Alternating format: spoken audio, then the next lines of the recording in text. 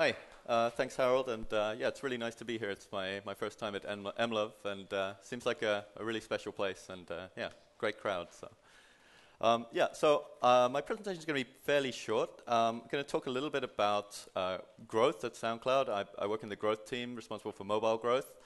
But first, I think I'd like to sort of just give a bit of an introduction to SoundCloud and really what our mission is and our purpose, and illustrate that with a story from our community.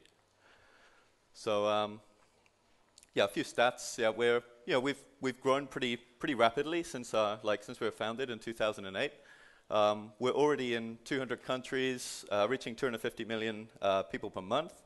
And we have a ton of audio uploaded to the platform 12 hours every minute. It's a pretty exciting statistic. Really, we have creators from all over the world putting amazing music and audio up on the platform. And really, we want to empower those creators and help them build an audience. That's really what we're about. So exactly as this slide says. So there's 7 billion people in the world. So when I think about growth, we're really right at the start of our mission there. 4.3 billion of them have mobile phones. That's only going to increase. And mobile is really the perfect platform for audio and for music because it enables this parallel usage. I can be listening to music all day whilst working, doing my job, out running. It's really the perfect platform for like engaging with users all the way through the day. Oh, not sure what happened there. Okay, we're back. So yeah, SoundCloud has native apps for iOS and Android. Some of you might have seen that we just relaunched our iOS app yesterday. So we've got a brand new, totally redesigned, totally rebuilt iPhone app. So that's it on the left. Yeah, it's really sexy. I would encourage you to check it out. But anyway, to our purpose, this is our mission statement: to enrich our lives through the shared love of sound. And I've got a little sort of story, sort of from our community, which I think embodies this mission and really kind of we found it really inspirational. So it involves this guy, SnooDogg, or Snoop Lion, as some of you might know him. He keeps changing his name, but anyway, he's big West Coast rapper. Probably not too many of you know this person. Anyone recognize this lady? Okay, this is Isa Latch. I may be horribly mispronouncing her name there. She's a 20-year-old singer-songwriter from Poland, from a town called Lodz in Poland. She's a SoundCloud user, and she's got an absolutely amazing voice. She's been posting tracks on SoundCloud, slowly building up her connections with other people, other creators on the platform. People have been commenting on her tracks and giving her encouragement, which stimulates her to create more music, put more things up on the platform. And over time, she's been entering competitions to sort of see how her music is and like being received around the world and sort of really building an audience.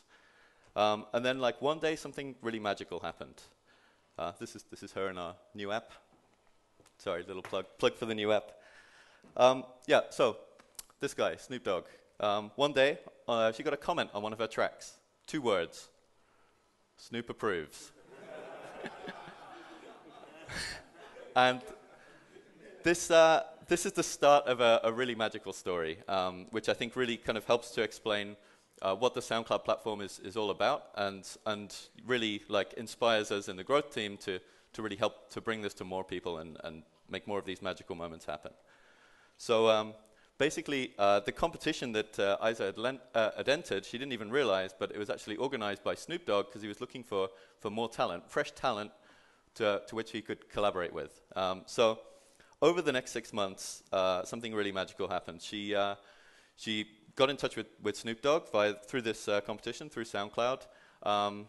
He selected sort of 2 or 3 sort of emerging artists that he wanted to work with, which Isa was one of them. Over the next 6 months, they co-produced 150 tracks remotely, just over the internet. She was still based in Poland. SnooDogg was in LA or like traveling around the world. But they were immensely productive, produced a ton of stuff. SnooDogg features on some of these tracks. they decided to release independently on the online an album, the Flower in the Jungle album, and didn't even stop there. So SnooDogg actually then flew a documentary film crew out to Poland.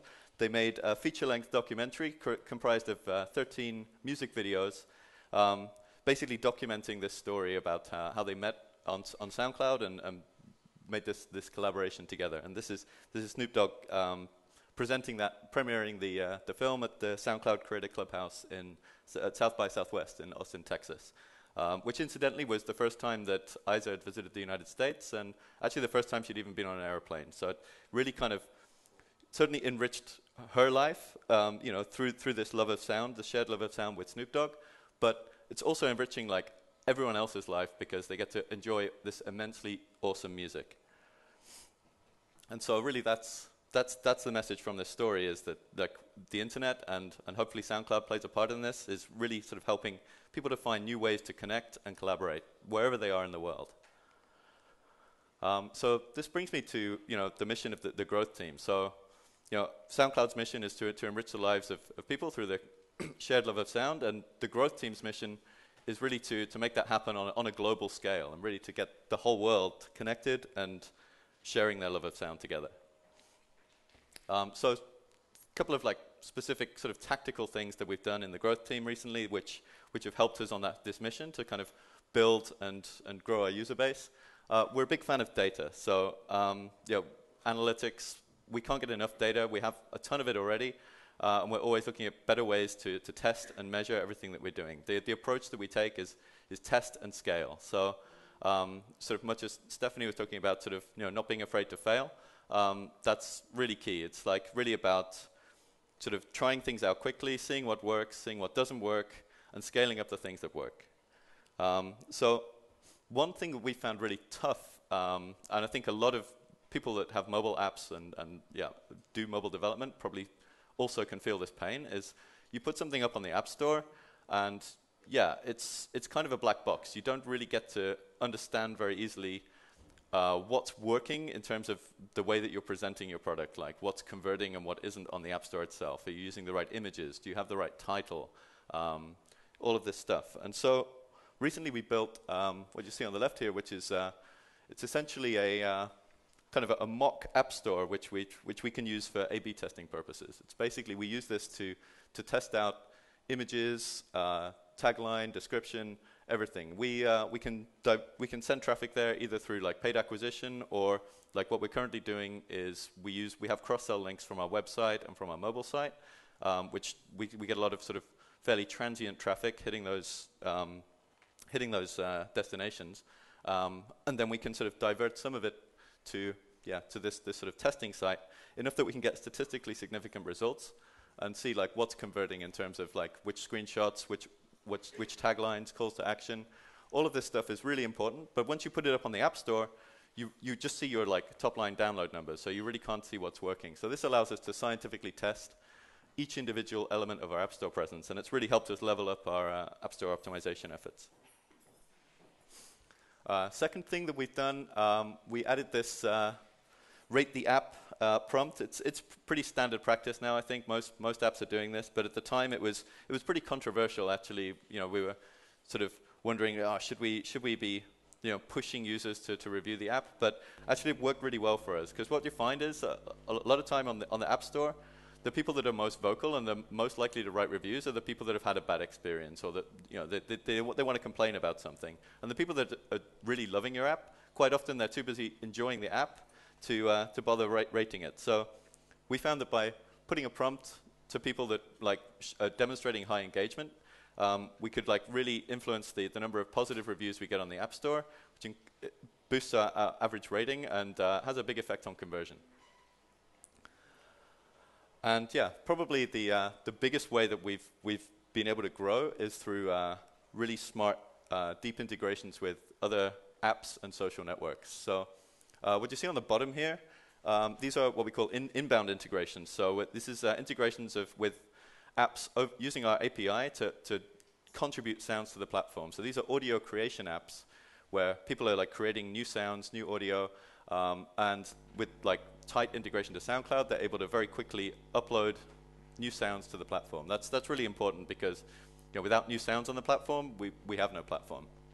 The one on the right here is a brand new app called Audio Copy, which we actually worked with the developers Retronyms to help them develop.